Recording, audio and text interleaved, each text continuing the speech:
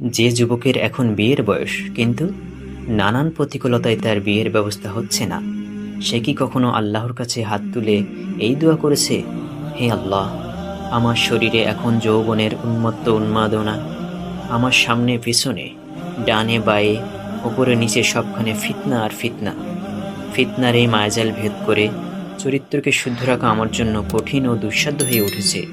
হে আমার রব, যদি আমার ভালো কোনো চাকরি না হয়, যদি আমার আর্থিক অবস্থার কোনো পরিবর্তন না হয়, তাহলে তো বিয়ে করাটা আমার জন্য এক প্রকার অসম্ভব হয়ে পড়বে। হে আল্লাহ, আমি ফিতনা থেকে বাঁচতে চাই।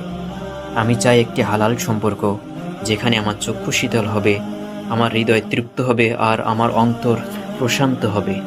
আপনি তো সকল ঐশ্বর্যের মালিক। আপনি তো পথের ভিখারিকে রাজা বানান, আবার রাজাকে বানান পথের ভিখারি।